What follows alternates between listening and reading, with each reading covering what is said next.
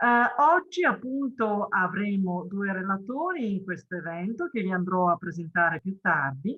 Le cose appunto di tipo strettamente operativo che vi chiedo è appunto di mantenere il microfono sulla posizione di muto e anche di non condividere lo schermo, ecco, di mettere appunto la posizione, ancora vediamo condivisione schermo.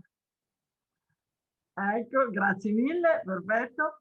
Quindi, e dopo appunto questa cosa, se avete domande, per favore potete scriverle direttamente nella chat, dove noi appunto le raccoglieremo e poi nell'ultima parte di questo evento andremo via via appunto a rispondere ai vostri quesiti. Bene, io ringrazio anche la regia di Filippo Causero di Foxwheel che ci fa assistenza per questo evento, così come ci ha assistito con Foxwheel in tutta la serie degli eventi precedenti da un anno a questa parte e vado a presentarvi gli ospiti, i relatori appunto di questa mattina. Lascerò immediatamente la parola alla direttrice di Agenzia Lavoro Sviluppo Impresa, Lidia Alessio Verni, per un saluto iniziale, un'introduzione all'incontro che di nuovo, ripeto, vuole illustrare le misure a favore oggi delle imprese artigiane del Friuli Venezia Giulia, le linee contributive CATA e per appunto approfondire queste misure subito dopo prenderà la parola il dottor Alessandro Quaglio, direttore del Centro di Assistenza Tecnica alle Imprese Artigiane, appunto CATA FVG. Vi do ancora un paio di notizie. Nella chat inseriremo anche un questionario che abbiamo redatto in agenzia proprio per avere il vostro parere, raccogliere le vostre impressioni su questo evento.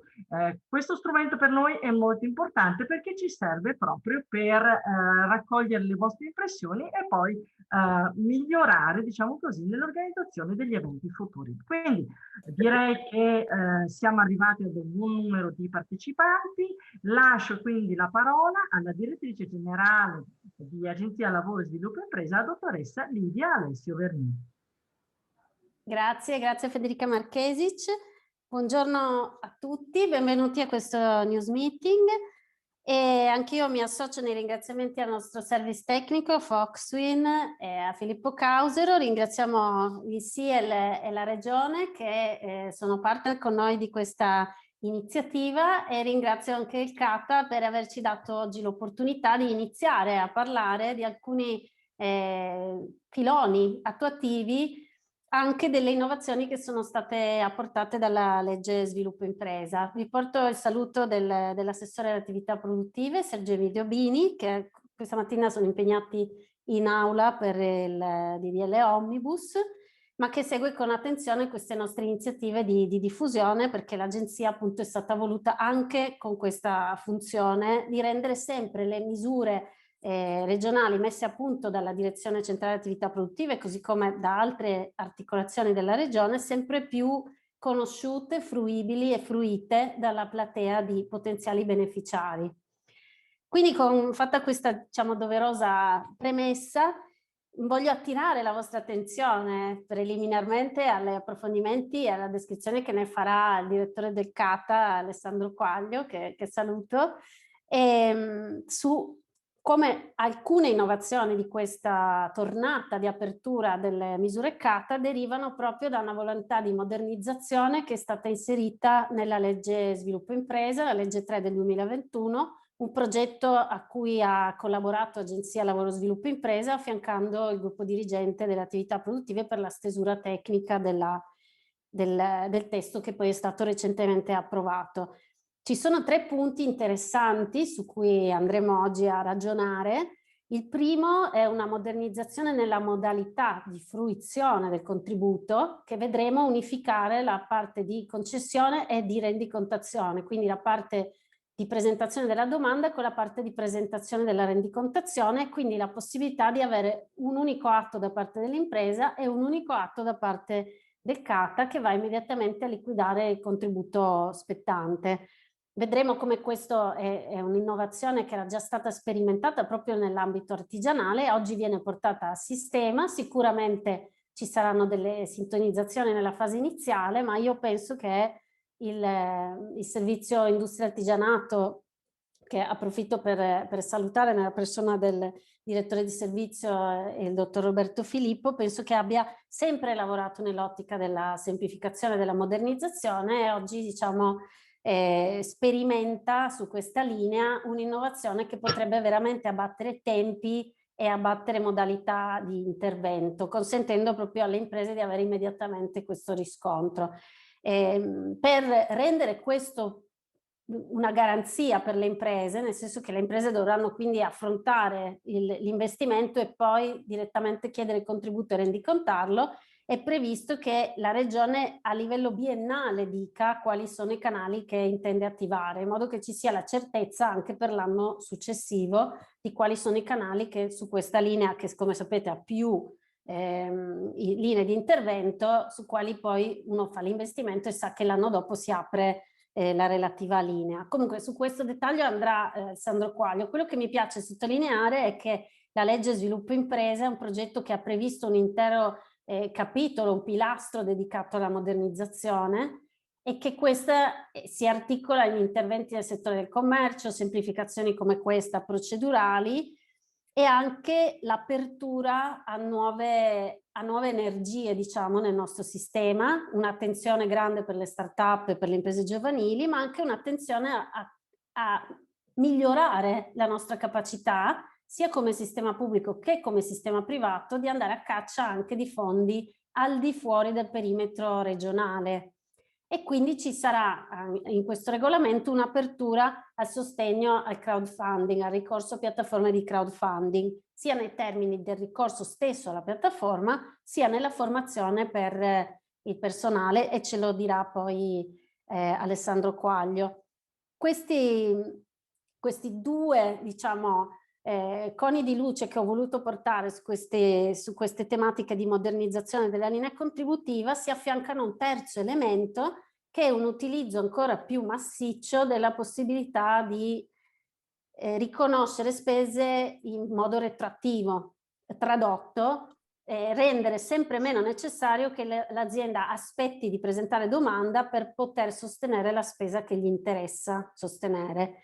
Questo è un elemento che ci è stato tanto evidenziato dalle imprese nel corso dei talk meeting, dei news meeting, dei nostri sopralluoghi, dei contatti che abbiamo sempre con le imprese per informarle e accompagnarle sulle linee contributive come sulle altre opportunità, e più volte ci è stato detto noi abbiamo questa difficoltà a tenere d'occhio quando esce la linea, quindi anche su questo c'è un'attenzione. Io penso che il settore artigiano sia stato e sia ancora oggi un laboratorio di modernizzazione del sistema, con naturalmente la sua necessità di, come dire, di assorbire queste novità e di poterle fruire e di anche poterle sempre costantemente migliorare, e quindi per noi è veramente importante aprire questo, se vogliamo, questo primo news meeting dedicato all'attuazione della legge sviluppo impresa, proprio partendo dal settore artigianato. Io credo che la modernizzazione si distingua dalla semplificazione perché è il tentativo veramente di innestare ex novo alcune modalità che sono proprio diverse come ragionamento rispetto a quello che si è sempre fatto. Noi continuiamo a semplificare sulle varie linee, ma quando introduciamo, secondo me, degli elementi radicalmente nuovi, come a mio avviso in parte avviene in questo caso, è proprio cercare di allineare di più le attività che si fanno all'evoluzione che abbiamo nella società e alle richieste che ci arrivano dalle imprese. Quindi vi ringrazio per la partecipazione, vi invito a tenere d'occhio tutti i canali anche social e di comunicazione sia della Regione che dell'Agenzia Lavoro e Sviluppo Impresa, che troverete indicati anche nella chat, proprio perché a noi serve il vostro feedback e a noi serve anche rendere appunto tutti questi canali molto utilizzati per capire quanto riusciamo ad ampliare poi la platea di chi utilizza effettivamente tutte le opportunità che la Regione mette a disposizione. Lascio quindi la parola a Alessandro Quaglio e starò io stessa poi con molta curiosità ad ascoltare sia le vostre domande che tutti i riscontri e gli approfondimenti.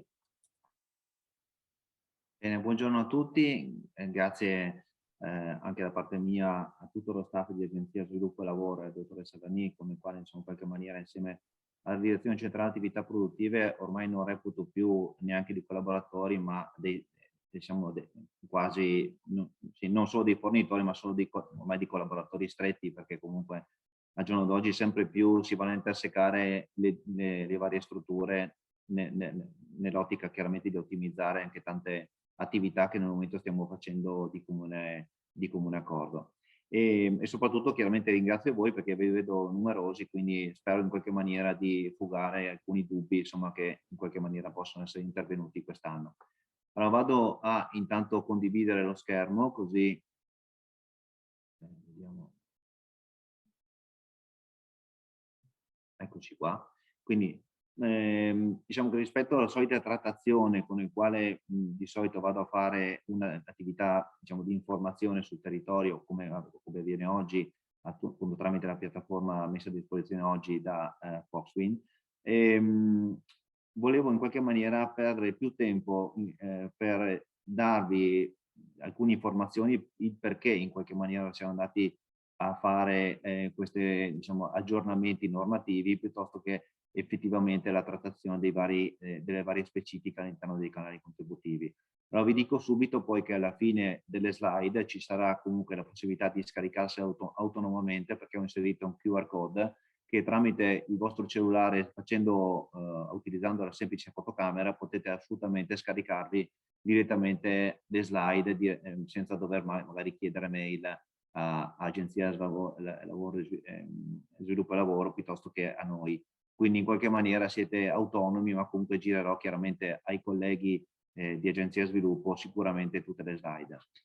Allora andiamo un po' per gradi, quindi partiamo dalla prima slide. Quindi qui solo per dirvi solamente alcuni punti che sono intervenuti nei vari periodi, soprattutto chiaramente l'anno scorso, e guardo soprattutto al punto 6 che sono riferite alle domande gestite in emergenza Covid direttamente con la Direzione Centrale Attività Produttive, per dirvi che se ad esempio oggi ci sono imprese e consulenti che in qualche maniera hanno avuto o hanno fatto domanda con la scadenza del 30 marzo, 29 marzo, la seconda tornata delle domande che in qualche maniera sono state confermate oggi con decreto saranno liquidate sostanzialmente da Cata oggi e da Catut credo direttamente già con domani. Quindi questa terza tornata la chiuderemo assolutamente nei tempi entro il 30 di aprile.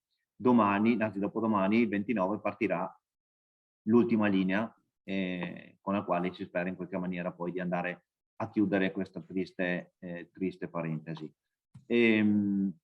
Andiamo poi successivamente al quadro effettivo di lavoro, che è questo. Sostanzialmente come ogni anno vi faccio vedere cosa effettivamente Cata ha fatto nelle varie annualità. Ho aggiunto chiaramente il 2020.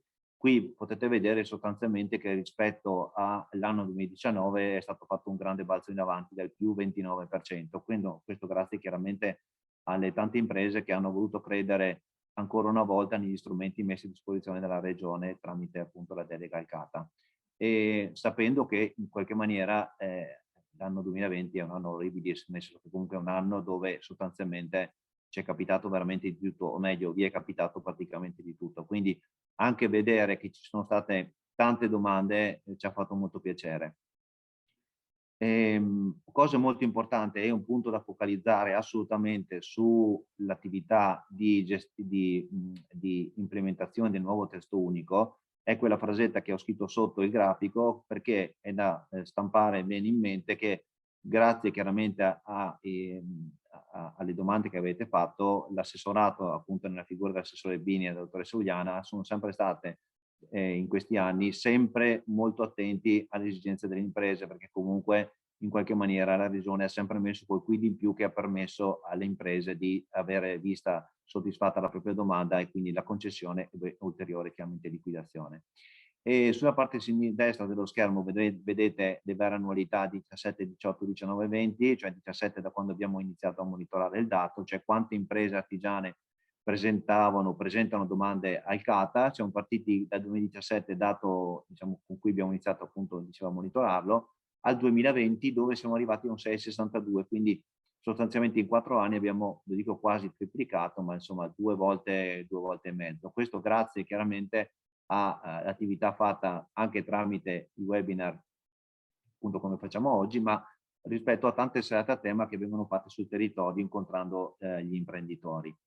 Ecco qua, come diceva la dottoressa Veni precedentemente, i canali contributivi sono partiti la settimana scorsa, quindi con la partenza del 22 aprile, e scadranno il 31 di ottobre. La novità di quest'anno sostanzialmente qual è? È che da testo unico i canali contributivi in qualche maniera avranno una cadenza fissa, nel senso che avranno, chiaramente a parte questa di quest'anno, col 2022 entreranno a regime con scadenza 31 marzo, 31 ottobre. Questo per dare sostanzialmente una certezza, una continuità negli investimenti anche alle imprese, perché fino ad oggi sapevamo quando era, col vecchio testo unico, quando era la chiusura del canale contributivo, ma non si sapeva mai la partenza. E questo creava chiaramente dei grossi, diciamo, limitazioni agli investimenti da parte soprattutto delle imprese. Quindi mettendo un po' a regime il fattore comune una finestra temporale fissa, questo credo sia utile per le imprese per andare poi a pianificare i propri investimenti. Qui vi ho messo qual è il riparto, sottolineo in maniera cubitale iniziale, perché comunque è un primo stanziamento che è stato chiaramente messo a disposizione della direzione centrale proprio per iniziare a lavorare le prime domande. È già in arrivo con la settimana prossima un ulteriore stanziamento di circa 3 milioni e mezzo circa, che porterà il fondo attualmente a 5 milioni e 4, 5 milioni e 5. E qui ripeto ancora che comunque sarà in corso di formazione, perché l'assessorato in qualche maniera ci ha dato una disponibilità di arrivare voto per pieno a un fondo stimato di circa 8 milioni. Quindi questo vuol dire che rispetto alle 1800 e moneta domande dell'anno scorso dovremmo raggiungerne ampiamente o forse di più, perché chiaramente l'anno scorso abbiamo in qualche maniera concesso circa 7 milioni e 2, quindi con 8 milioni dovremmo ulteriormente aumentare. Poi vedremo chiaramente le domande, ma sostanzialmente poi insomma, credo che se dovesse essere qualcosa in più, come ogni anno, la Regione in qualche maniera è sempre riuscita a mettere sul piatto e per andare a chiudere sostanzialmente le varie richieste. Un'attenzione particolare che chiedo soprattutto alle imprese che hanno avuto già un finanziamento, quindi lo otterranno quest'anno, di fare attenzione perché è stata inserita anche per quanto riguarda il discorso del vincolo di destinazione anche la delocalizzazione. Quindi se per caso un'impresa faccio un esempio, la zona di Sacile, che è più quella vicino al Veneto, dovesse andare al di là del confine, quindi tornare verso Conegliano, ad esempio, e questo è un modo in qualche maniera per andare a rivedere il contributo, perché la delocalizzazione fuori regione non è possibile, oltre chiaramente che quella fuori Italia. Per quanto riguarda le attività che verranno messe in pista, che sono state messe in pista con la pubblicazione sul BUR del giorno 21, quindi l'entrata in vigore del nuovo testo unico, sono sostanzialmente queste. La prima è quello che vi dicevo già, quindi con 31 marzo, 31 ottobre la finestra temporale, con evidentemente una possibilità di deroga e che abbiamo già in qualche maniera messo le mani avanti, sapendo che quest'anno siamo partiti con un mese di ritardo. Ci potrebbe essere la possibilità o l'esigenza, vediamo poi come sarà il canale e il tiraggio di canali contributivi, di andare eventualmente di sforare al 30 di novembre, ma vediamo poi come arriveranno le domande.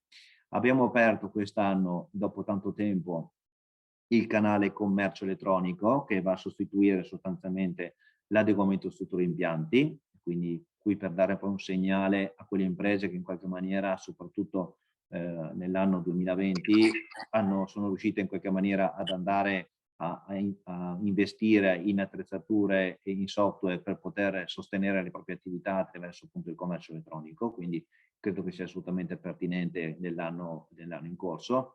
E, come diceva bene prima la dottoressa Verni, ci siamo imposti come Cata, ma soprattutto chiaramente come Regione, per dare continuità agli investimenti, di mettere sul piatto che quest'anno e l'anno prossimo, oltre alla scadenza che vi ho detto precedentemente, in qualche maniera le linee contributive 2021 sono replicate interamente per tutto il 2022.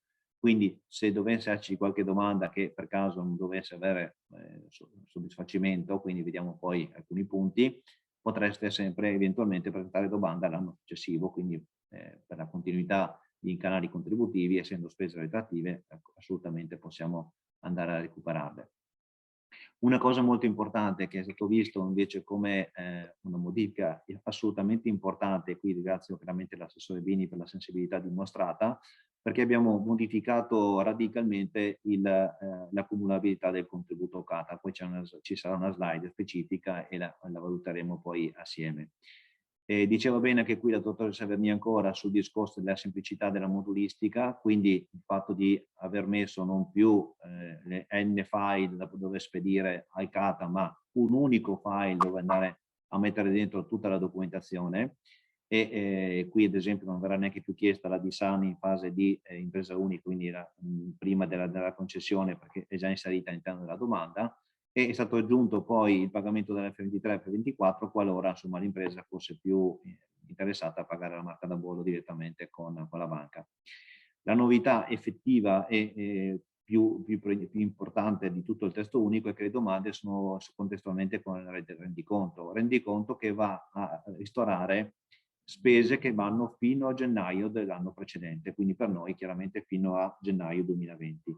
Questo vuol dire sostanzialmente che se io faccio una domanda anche il 31 di ottobre, all'ultimo giorno, vuol dire che io prendo tutto l'anno 2020 e tutti i 10 mesi dell'anno 2021. Quindi vedete un po' voi come siete messi con gli investimenti, se avete chiuso, se non avete fatto, se dovete ancora fare. Quindi fate voi una schedulazione di tutto quello che può essere poi la presentazione della domanda. Una cosa molto importante che abbiamo aggiunto, perché c'erano alcune imprese del sistema forfettario che si trovavano la difficoltà chiaramente di avere l'IVA a costo, perché non è per loro,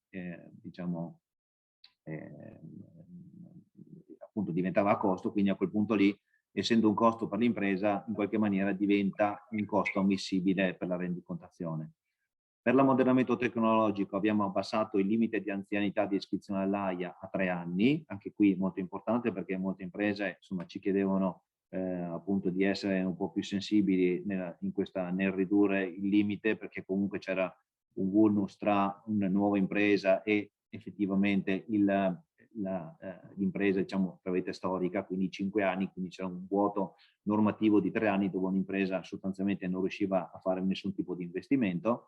E abbiamo inserito, ancorché anche qui richiesto dalle imprese, vista l'anno 2020, la possibilità di inserire come voce di spesa il computer portatile, poi visto anche nell'ottica di un lavoro agile, ho detto in qualche maniera che smart working. Abbiamo aggiunto per nelle spese delle imprese di nuova costituzione anche la formazione dei dipendenti e del titolare, perché riteniamo, e qui è stato fatto appunto un progetto pilota nell'inserimento di questa voce di spesa, perché sempre più nelle imprese diventa pregnante e importante la formazione sì del dipendente, che la maggior parte delle volte in qualche maniera il titolare mette a disposizione con risorse, però la maggior parte delle volte purtroppo capita che sia proprio direttamente il datore di lavoro quello che effettivamente fa grande difficoltà a seguire attività formativa. Quindi l'abbiamo inserita e vediamo poi appunto come andrà nelle prossime annualità. Mostre e fiere invece è stato aggiunto la fiera online, anche se era un di fiere che in qualche maniera venivano comunque svolte in attività in presenza. Giusto per farvi capire un po' il perché in qualche maniera siamo andati, come vi dicevo, da spesa a preventivo a spesa a rendiconto. Come diceva il dottoressa Verni, è un passaggio epocale, ma epocale nel senso che comunque si chiede sempre più e si è sempre chiesto all'amministrazione regionale e anche al CATA, anche durante l'estate a tema, di iniziare a sburocratizzare, questa brutta parola che spesso si utilizza, ma che in qualche maniera, insomma, nel momento in cui si va a fare, è giusto anche in qualche maniera andare a spiegarla. Sburocratizzazione non è tanto il fatto, cioè vale in tutti i sensi, vale anche per quanto riguarda il CATA, quindi se fossi stato in qualche maniera egoistico anche nei confronti della mia struttura, avrei continuato a dire, visto che comunque è meglio fare 2 domande, quindi per impiegare personale ne continuo a impiegare per farne 2, e invece abbiamo detto no, siccome mettiamo avanti le imprese a tutto quanto, in qualche maniera, questo vuol dire che farò una domanda sola con una sola liquidazione, e quindi anche per il CATA in qualche maniera diventa assolutamente speriamo un'opportunità importante per liberare appunto risorse nei confronti delle imprese.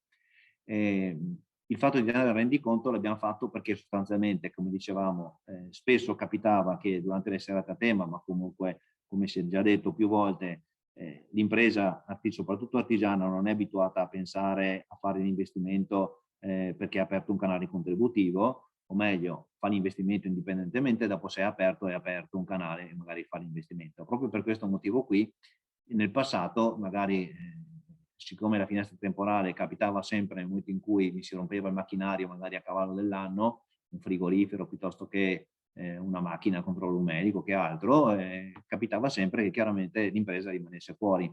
Quindi con questa spesa, con questa attività qui invece vado sempre comunque a ristorare le imprese. Quindi questo è un'ulteriore vicinanza nei confronti del mondo pubblico alle esigenze del mondo privato.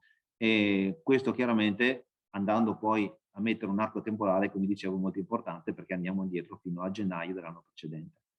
Abbiamo detto che ulteriore stimolo agli investimenti sarà, vedremo dopo l'estensione del cumulo.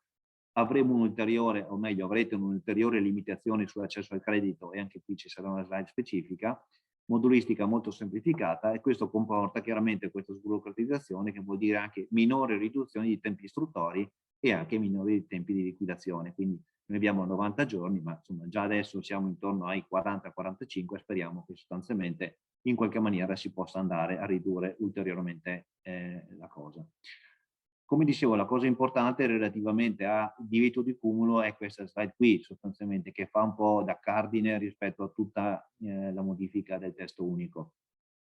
Perché cosa si incentiva con questo? Perché oltre all'incentivo che chiaramente mette a disposizione il CATA, che può essere minimo il 30 fino a un massimo del 40-50%, è possibile da quest'anno cumulare anche con tutte le agevolazioni e misure statali. Quindi faccio un esempio, potrebbe esserci la Sabatini intesa come finanziamento bancario, non come leasing, o comunque altre misure che metterà a disposizione o che ha messo a disposizione il Mise, piuttosto che gli interventi attivati tramite i confidi, o eventualmente altre garanzie invece appunto costituenti, aiuti di Stato, garanzie possono essere appunto medio credito o altre attività che in qualche maniera vanno ad aiutare le imprese per fare l'investimento.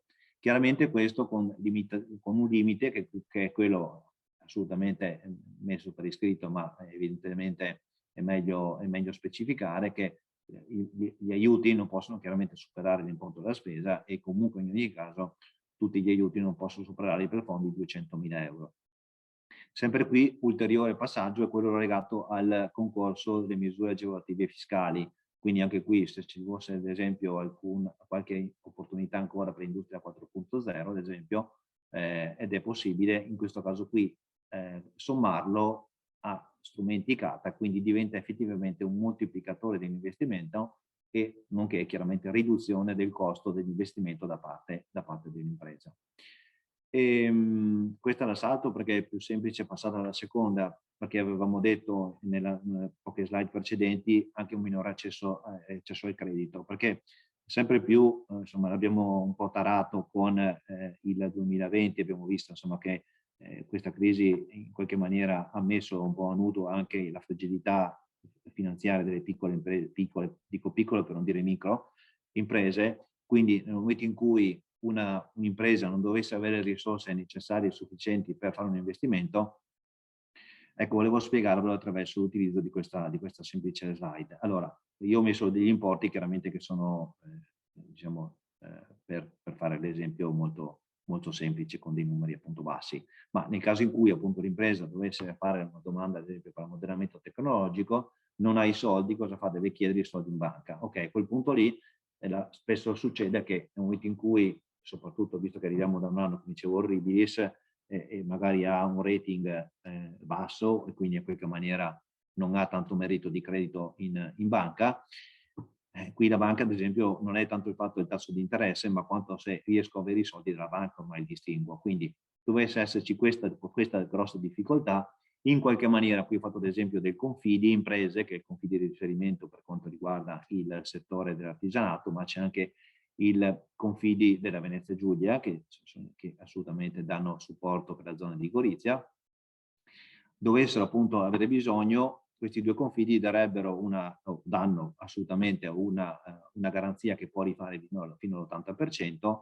Il Confidi ad esempio ha un ulteriore sconto commissionale per l'impresa artigiana dell'80%, quindi in questa maniera si va a ridurre il rischio insolvenza da parte dell'impresa, perché sempre più la banca non è un'agenzia immobiliare, perché non ha bisogno di garanzie reali da parte dell'imprenditore mettendo magari il proprio capitale piuttosto che la propria casa per per avere liquidità, ma sempre più si chiedono invece chiamiamole fiducioni, anche sono delle garanzie che in qualche maniera sono molto più liquide perché sono a prima richiesta, che attualmente insomma sono date tramite il sistema dei confidi.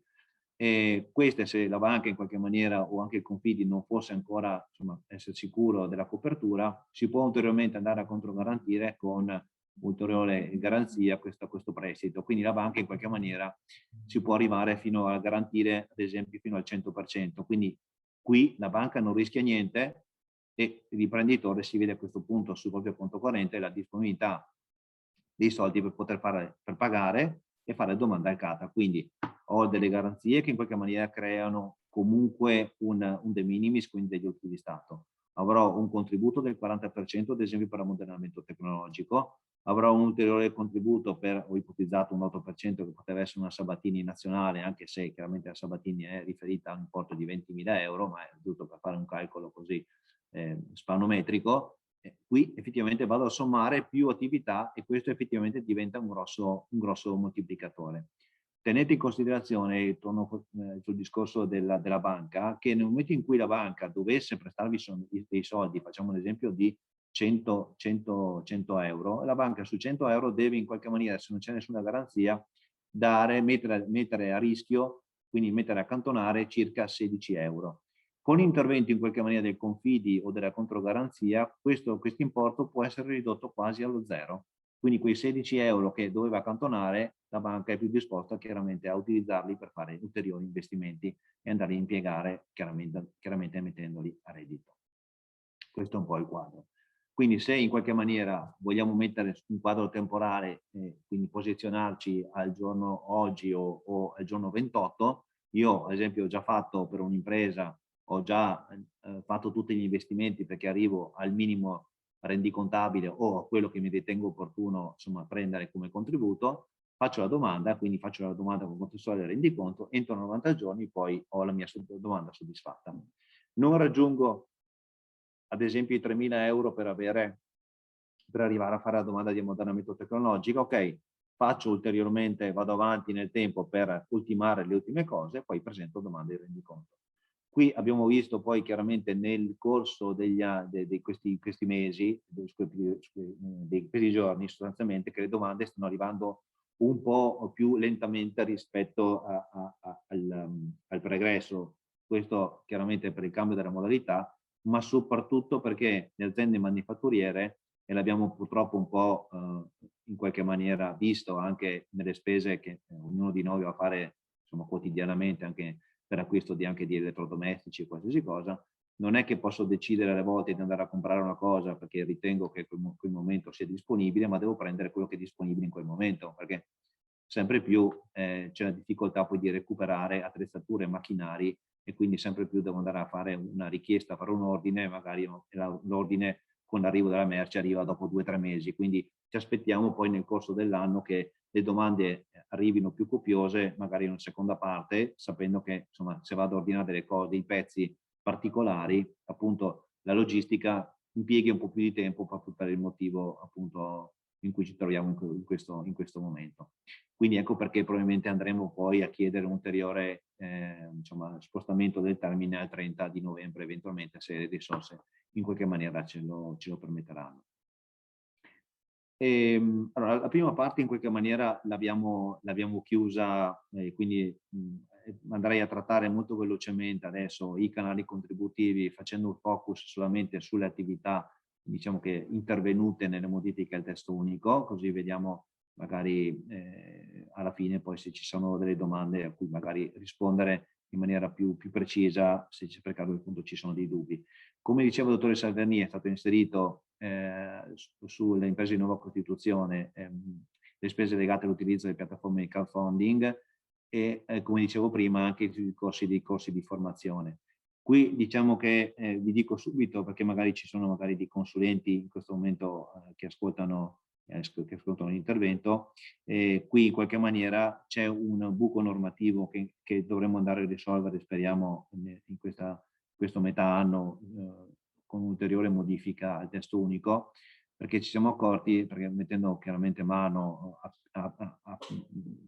più volte a un'importante modifica come questa, in qualche maniera c'è un buco normativo sul fatto che, come vedete qui, le iniziative finanziabili sono quelle riferite a imprese in costituzione con spese sostenute entro i 24 mesi.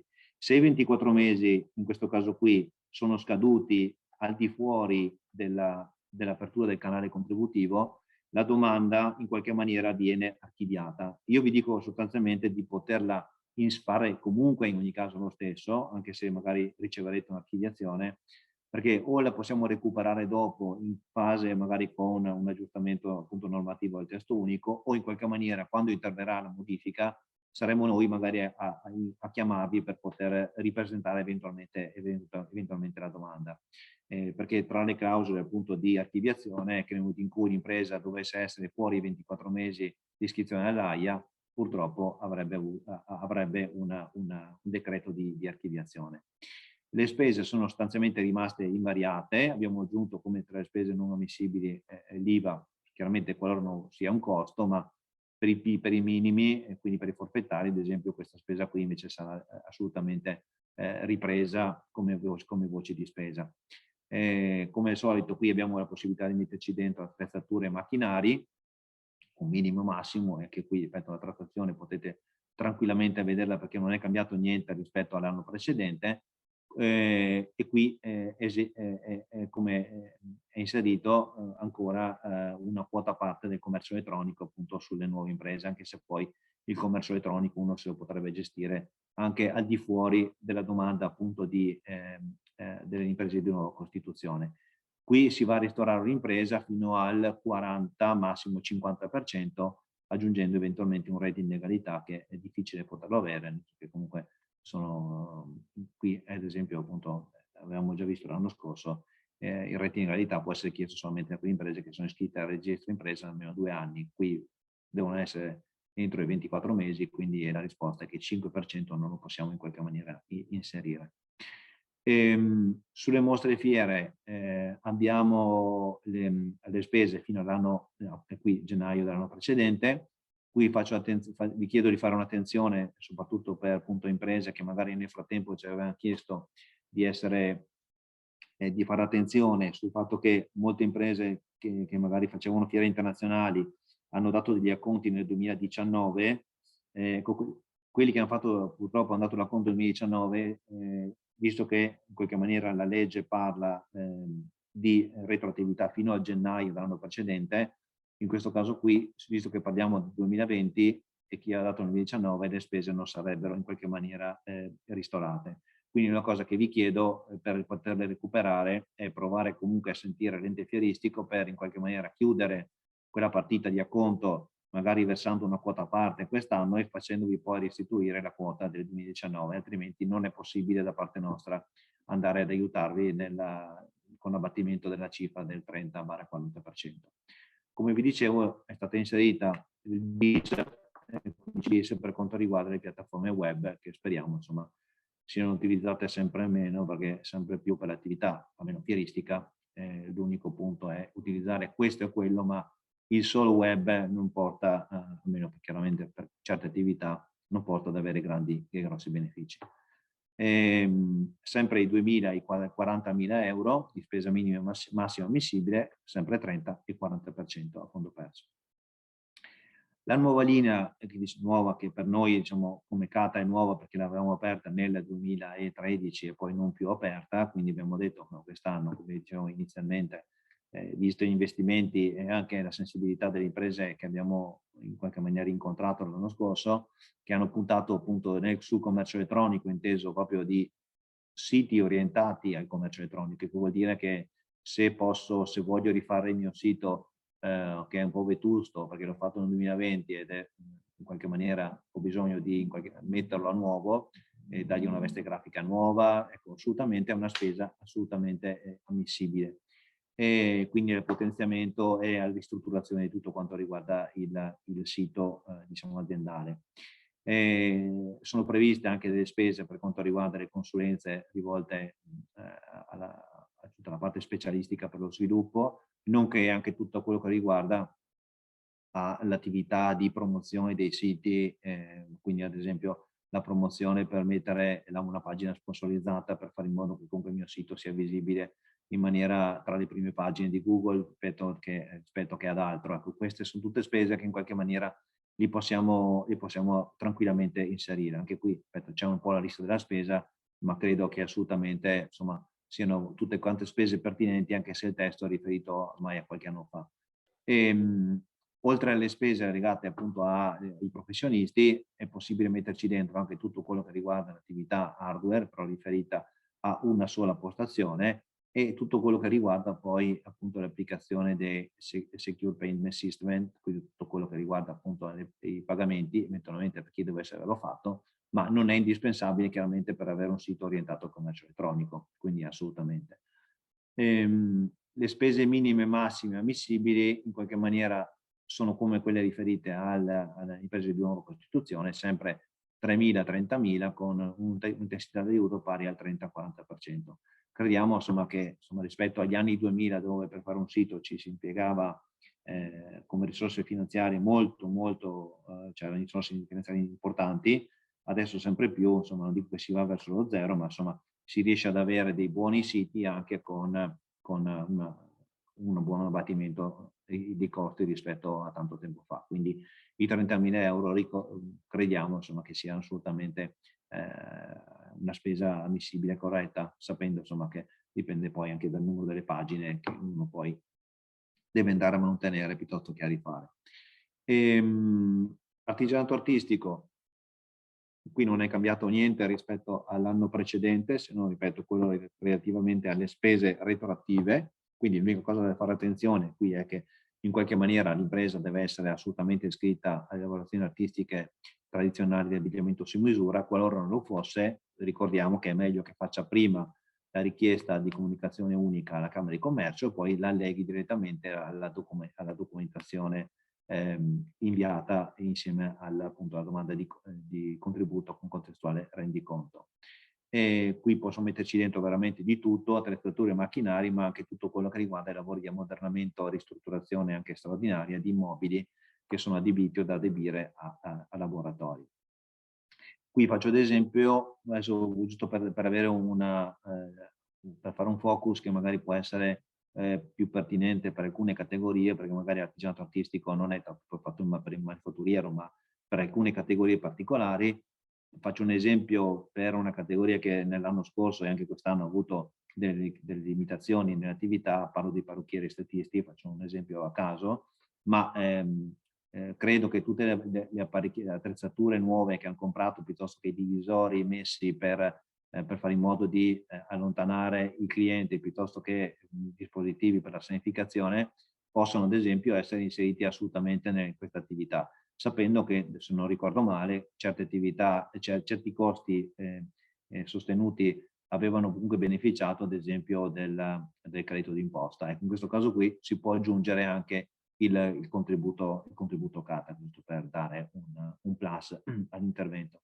Quindi 5.000 75.000 euro sempre nell'artigianato artistico è la spesa, insomma, sappiate che ogni anno in qualche maniera, ecco non l'ho detto, ma ogni anno queste domande la potete ripresentare ogni anno chiaramente una nuova. Quindi se decido che quest'anno ho 5.000 euro a disposizione, spendo quelli, il prossimo anno magari faccio un ulteriore intervento e permette poi di mettere a regime la mia attività per metterla sempre più competitiva sul mercato e nei confronti poi dei miei clienti che chiedono sempre servizi nuovi.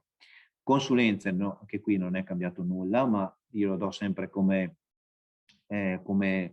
punto di forza nei confronti delle imprese, non tanto per l'assistenza tecnico-manageriale sull'attività magari che può essere fatta di controllo di gestione, ma spot ad esempio su certe tematiche particolari, ma più che altro per tutto quello che riguarda i discorsi di certificazione, cioè sempre più, e marcature CE, sempre più insomma le imprese in qualche maniera, anche e soprattutto in periodi di ristrettezze, hanno bisogno di cercare nuovi mercati. Ecco, se l'impresa non ha determinate certificazioni, ecco, questo diventa un po' un lasciapassare o una cartina a tornasole che in qualche maniera vi aiuta a entrare, ad esempio, in filiere produttive che attualmente vi sarebbero comunque limitate nell'inserimento, nel senso che comunque sempre più, almeno una certificazione ISO 9001-2015, almeno quella, ecco, dovreste averla. Parlo soprattutto chiaramente per l'attività in qualche maniera più manifatturiera che di servizio, anche se alle volte sui servizi si può fare qualche distinguo.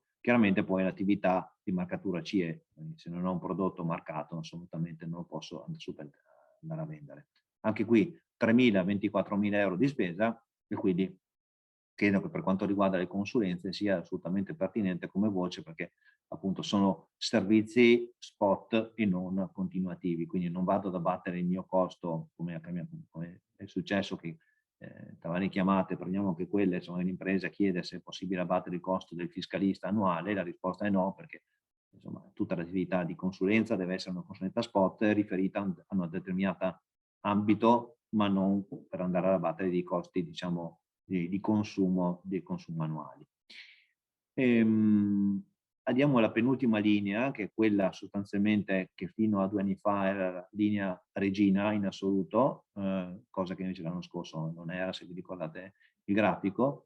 In qualche maniera qui ulteriormente andiamo ad abbattere, insomma ad aiutare le imprese, soprattutto nell'anno in cui nel 2020 quasi tutte le imprese sono andate con fondi in utilizzo, quindi con un conto corrente magari sotto lo zero, quindi ha creato chiaramente ottenimento di garanzie da parte dello Stato piuttosto che dei confidi, piuttosto che appunto interessi passivi. Ecco, tutte queste voci di spesa qui possono assolutamente essere messe come voci di spesa, perché sono riferite tutte all'attività del 2020, quindi 1/1/31/12/2020.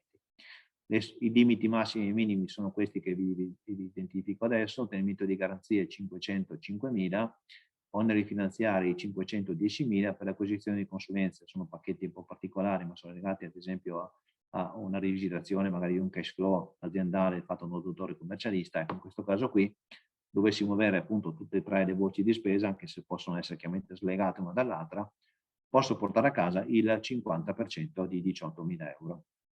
Sappiate, se in qualche maniera l'impresa vuol fare questa linea di contributo, non potrà fare, quindi l'unica limitazione sui canali di quest'anno è che c'è un'incongruenza tra il canale contributivo imprese di piccolissime dimensioni e più che incongruenza, c'è un limite di utilizzo: o faccio imprese di piccolissime dimensioni o faccio modellamento tecnologico. Questi sono gli unici non possibilità di utilizzo contemporaneo. Per tutti gli altri posso ad esempio fare l'ammodernamento, posso fare il commercio elettronico, posso fare anche le consulenze. Quindi una domanda per ogni modulo, quindi non faccio una domanda complessiva con 3 specifiche. Faccio una per ammodernamento, una per consulenze e una per commercio elettronico. Come vi dicevo, abbiamo abbassato il limite a 3 anni, quindi anche qui veramente siamo andati ad aiutare veramente tantissime imprese che negli anni si sono viste non concedere il contributo proprio per questo limite, e sul fatto che molte imprese nel passato, soprattutto l'anno scorso, avevano presentato domanda dove sostanzialmente c'era già ad esempio un acconto, c'era già un preventivo accettato o ad esempio un DDT già confermato con merce già arrivata. E in quel caso lì l'anno scorso abbiamo dato il diniego, quindi con un decreto di archiviazione, ma in qualche maniera adesso le abbiamo richiamate per fare in modo di dire: guardate, l'anno scorso con l'attività fatta nel 2020 non andava bene, sappiate che da quest'anno potete ripresentare, quindi abbiamo già informato quella platea di quelle piccole, credo che siano una cinquantina di imprese che l'anno scorso si sono viste nell'ultimo periodo il diniego del contributo, le abbiamo ricontattate per in qualche maniera dire guardate che adesso le regole sono cambiate, potete fare la domanda. Rimane sempre sul fatto di rimanere su un minimo, quindi parlare di innovazione di prodotto e di processo, nel senso che è capitato da qualcuno, ma faccio l'esempio, così senza si dice il peccato non il peccatore, ma devo comprare lo split del climatizzatore. Allora, dipende, insomma, la maggior parte delle volte la risposta è no, lo split di climatizzatore, insomma, parlare di innovazione di processo e di prodotto alle volte è difficile poterlo mettere dentro, e quindi bisogna fare il distinguo effettivamente pertinente e calzante. Però ci sono tante altre voci che assolutamente possono essere inserite, quindi l'acquisto e installazione di macchinari, impianti, strumenti, vedete, attrezzature e macchine operatrici assolutamente possono essere messi dentro come voci di spesa. Abbiamo aggiunto poi tra gli hardware e i beni materiali anche come dicevo, i computer portatili, quindi per il discorso del potenziamento dello smart working, rimangono però chiaramente esclusi per il momento e credo insomma rimarranno per un bel po' cellulari e tablet che hanno un utilizzo un po' diciamo così promiscuo, quindi attualmente l'assessorato non si è sentito chiaramente di aggiungere delle spese che diventano un po' troppo, diciamo, poco aziendalistiche, chiamiamole così per non usare un altro termine. Qui c'è un'intensità fissa flat del 40% con una spesa che va dai 3.000 ai 20.000 euro.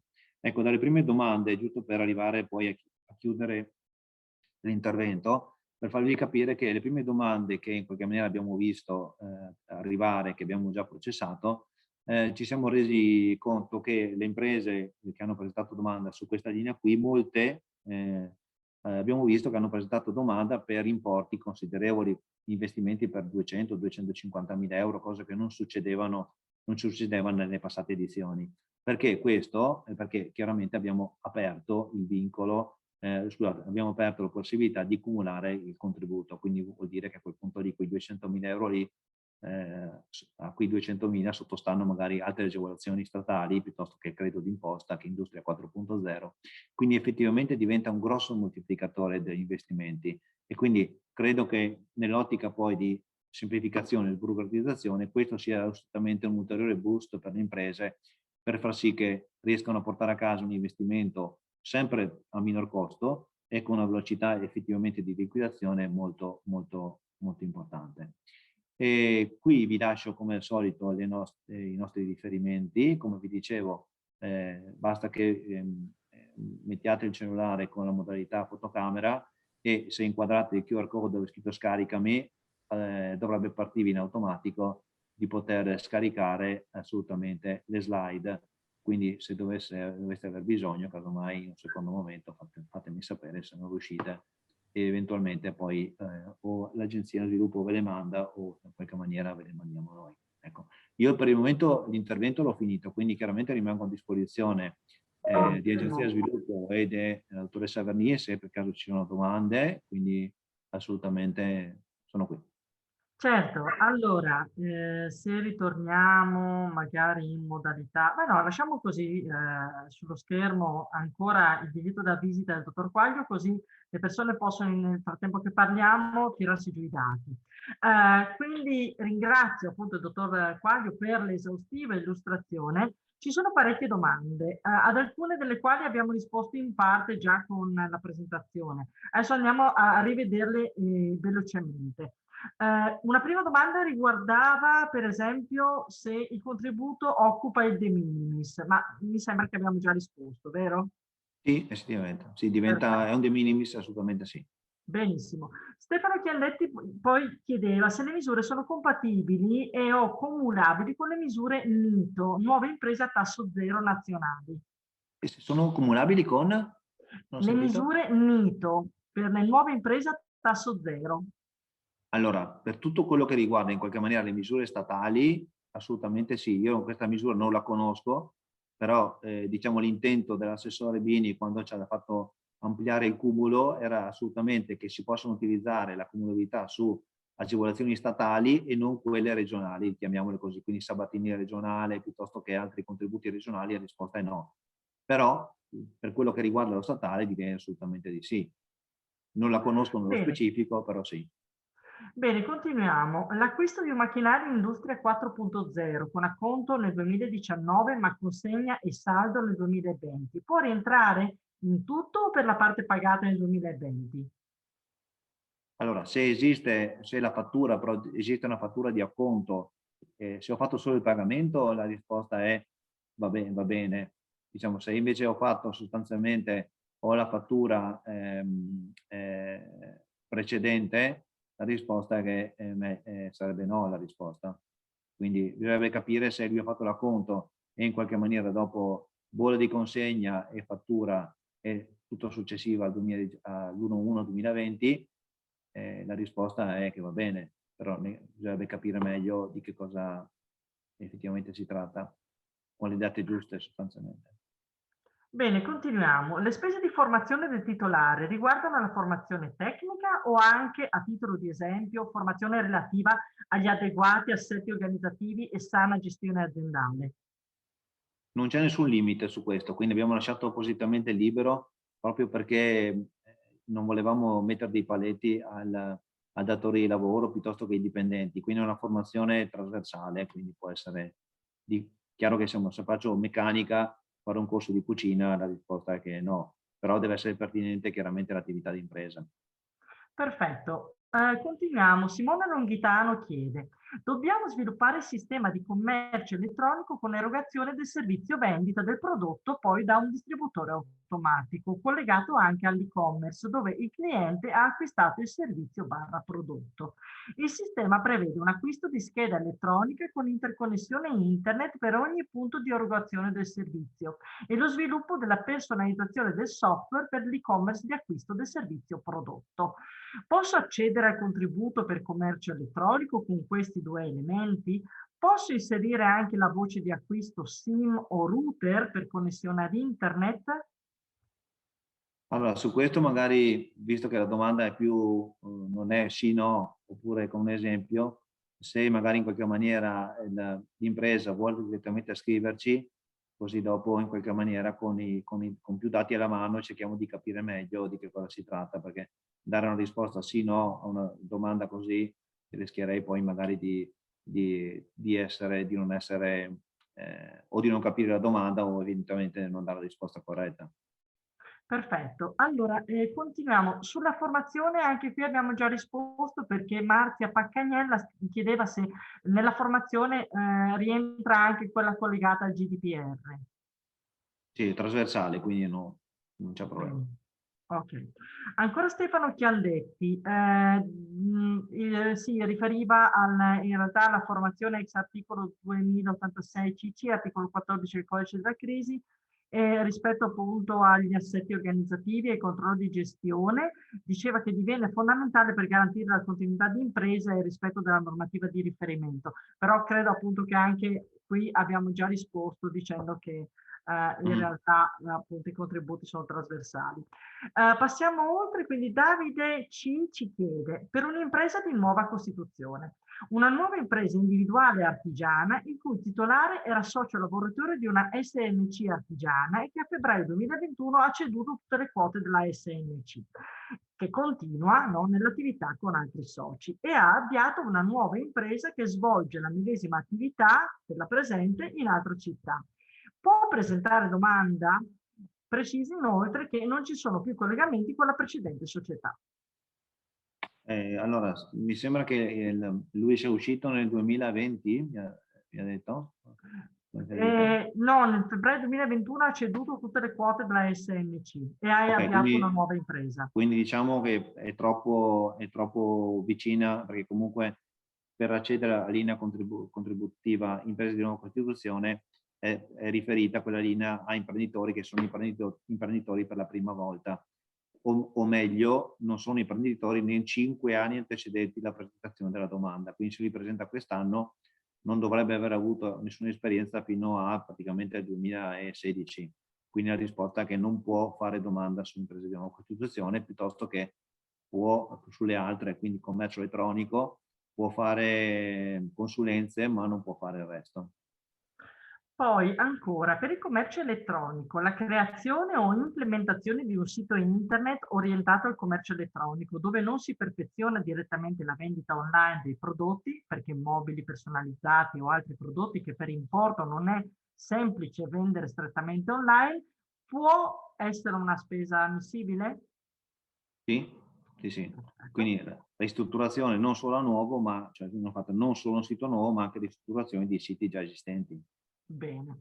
Ancora, una cooperativa con esclusivamente soci lavoratori dipendenti che per dimensione e tipo di attività rientra tra le iscritte all'AIA ai soli fini della legge regionale 12/2002 in merito agli incentivi, è ancora ammissibile alle misure CATA?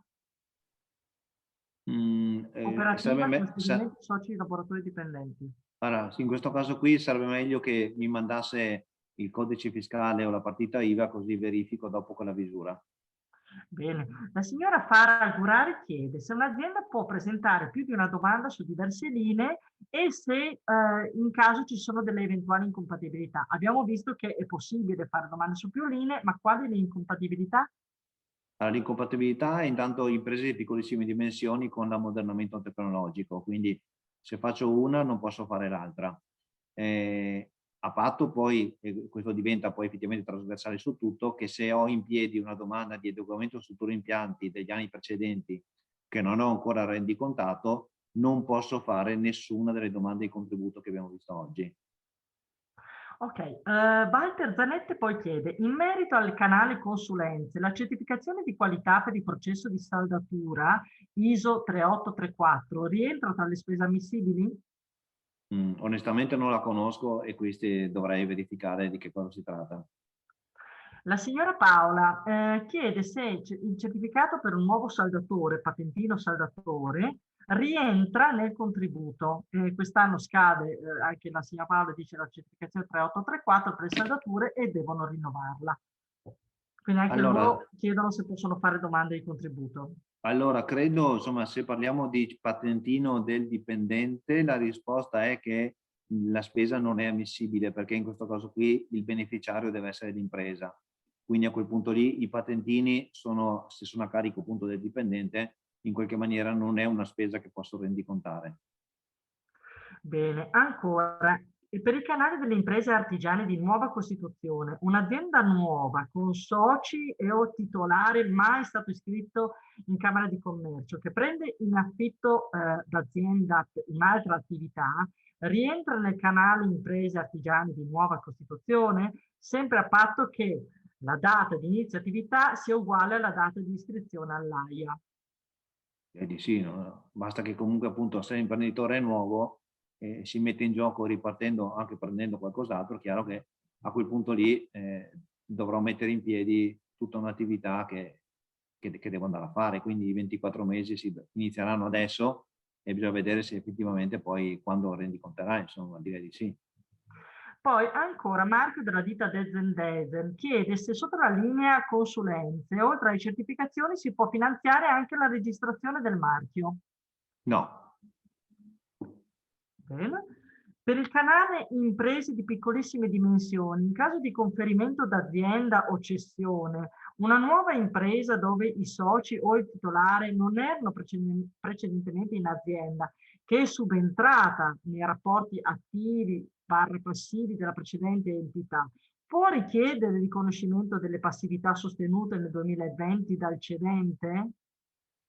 Se l'impresa era artigiana prima, le direi di sì. Bisogna vedere se l'impresa precedente era artigiana.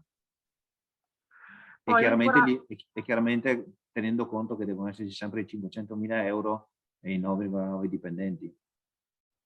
Ancora, il signor Mattia invece chiede se il contributo è cumulabile con il credito d'imposta. Sì. La signora Assunta invece dice che la loro azienda non è ancora attiva, ma stanno effettuando lavori di impiantistica e sicurezza e vorrebbe sapere se possono chiedere contributi. Quindi è un'impresa nuova, immagino, perché se non è ancora inattiva, giusto? Dice non è ancora attiva. Ok, quindi deve aspettare che l'impresa diventi attiva e dopo può presentare domande di contributo su, immagino, imprese di nuova costituzione. Sempre per il commercio elettronico, lo sviluppo di un'app dedicata alla vendita rientra tra le spese ammissibili? Direi di no, perché parliamo di siti orientati al commercio del sito, quindi non app. Però, insomma, possiamo fare un approfondimento perché è un canale nuovo, quindi credo che un po' di giurisprudenza, un po' di casistica dobbiamo farle. Bene, la motonautica gradesi invece dice che entro l'anno, anzi chiede se entro l'anno si ritiene possibile una modifica con effetto retroattivo sui metodi di pagamento inserendo anche l'assegno bancario. Questo strumento è ammesso a livello nazionale anche sulla rendicontazione di fondi comunitari come ad esempio il Porfesr. No. Ok. Allora, Sintesi SRL invece chiede, per quanto riguarda l'ammodernamento tecnologico, se sono finanziabili i nuovi impianti idraulici / elettrici o altri impianti. Qui bisogna capire, abbiamo detto prima, l'impatto di innovazione di processo e di prodotto, perché detta così non vuol dire molto. Quindi bisognerebbe fare un approfondimento sulla domanda posta. Bene, allora invitiamo a scrivere direttamente per questa cosa qui. Ancora Marco della ditta Dezen chiede se un libero professionista con codice Ateco 74 90 99, altre attività professionali, ma che svolge anche attività di fotografo, non iscritto all'albo artigiani, può chiedere i contributi. Non è iscritto all'impresa, non è iscritto all'AIA? Non è iscritto all'albo artigiani. No, deve iscriversi. Ok. Ancora, una nuova costituzione cooperativa costituita a dicembre 2020 da 3 soci, di cui 2 mai imprenditori prima e una invece ancora presidente di una SRL artigiana inattiva. È ammissibile come nuova impresa Alcata, essendoci un socio su 3 già imprenditore artigiano? No. Ancora abbiamo, per chiarezza, all'interno della linea contributiva del commercio elettronico è ammissibile anche l'attività di rinnovo del sito internet? Per orientamento al commercio elettronico di un sito internet cosa si intende? Ovvero c'è bisogno di un e-commerce?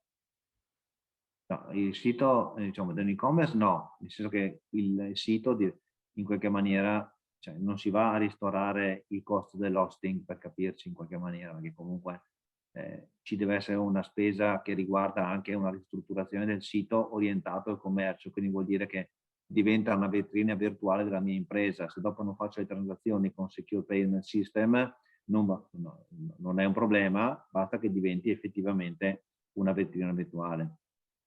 Ancora un paio di domande. Alab chiede se si può sapere dove trovare l'indicazione delle caratteristiche che devono avere le imprese ammesse al contributo, codice Ateco, eccetera. Non ho capito la domanda. Qual è? Chiedono dove trovare l'indicazione delle caratteristiche che devono avere le imprese ammesse al contributo, codice Ateco, eccetera. Le imprese devono essere in prima battuta artigiane, quindi quello è il distinguo. Detto questo, non è che ci siano limitazioni particolari, l'unica limitazione è sull'artigianato artistico che devono essere iscritte col codice Ateco e con la menzione dell'artigianato artistico. Però sì, dentro le pagine riferite ai nostri canali contributivi ci sono scritti i beneficiari, quindi assolutamente può guardare lì. Benissimo. Poi abbiamo signor o signora De Vescovi chiede se i configuratori 3D, compreso la modellazione degli elementi, sono voci finanziabili. Allora, onestamente non ho capito di che cosa si tratta, devo essere sincero. Quindi... Non c'è altro, c'è i configuratori 3D, compreso la modellazione degli elementi. Se è un macchinario, la risposta credo che assolutamente sì. Dopo non so di che cosa sia nello specifico, perché purtroppo non conosco tutte le attrezzature a disposizione delle imprese, quindi potrei allora dirvi sì, anche... sì, ma è meglio che mi scriva magari con la scheda tecnica di quello che vuoi comprare. Benissimo. Allora, ancora un paio, sempre da Sintesi SRL, per l'ammodernamento tecnologico le attività di rifacimento del sito internet sono ammissibili? Credo di sì, no? L'abbiamo già risposto questo. No, l'ammodernamento del sito internet su ammodernamento tecnologico? Per ammodernamento tecnologico, l'attività di rifacimento del sito internet è ammissibile? No. Ok. Ok, poi ancora abbiamo Corallo SRL, nel caso in cui la ditta abbia effettuato una richiesta di contributo nel 2020, non ancora conclusa e rendicontata, può effettuare una nuova richiesta per la stessa linea di contributo oppure deve prima chiudere la precedente per poi effettuare una nuova richiesta? Allora, se le spese sono diverse può farla subito. Non è che se ha una concessione in mano per un macchinario e dopo vorrebbe fare domanda quest'anno per lo stesso macchinario per prendere ulteriormente il 40%, la risposta è che il contributo non è sommabile. Quindi se è riferito ad altre spese può farla subito la domanda. Ok? Ancora, signora Paola chiede se le spese di consulenza degli organismi di certificazione per il rinnovo di certificazioni esistenti, che devono essere rinnovate annualmente, come la marcatura c'è, possono rientrare nella domanda di contributo. E le spese per la formazione di aggiornamento dei corsi sulla sicurezza rientrano come spesa per la richiesta di contributo? Allora, andiamo per gradi. Le spese per quanto riguarda la formazione, no, il secondo punto. Per quanto riguarda il primo, sono ammissibili solamente le spese riguardanti il primo audit di certificazione, quindi per il rilascio dell'attestazione, non per l'audit di mantenimento. Va benissimo, allora abbiamo appunto terminato il tempo a nostra disposizione. Invitiamo appunto, purtroppo appunto non riusciamo a soddisfare veramente tutte le domande, no, che sono pervenute, perché sono veramente tante, ma invitiamo a prendere contatto con appunto il CATA, Artigianato e FVG. Se possiamo ritornare alla schermata iniziale così ci salutiamo. Sì. Quindi io ringrazio ancora tutti quanti i partecipanti che sono stati numerosi fino alla fine. Abbiamo visto appunto che c'è anche molta curiosità, molto interesse rispetto a queste misure. Invitiamo a prendere contatto direttamente con il CATA per gli approfondimenti rispetto a dubbi, quesiti che possiate avere. Io ringrazio ancora la dottoressa Lidia Alessio Verni, direttrice di Agenzia Lavoro e Sviluppo Impresa, che ha fatto l'introduzione a questo evento. Ringrazio ancora il dottor Quaglio, direttore appunto del CATA FVG, per essere stato con noi e aver illustrato queste misure a favore delle imprese artigiane.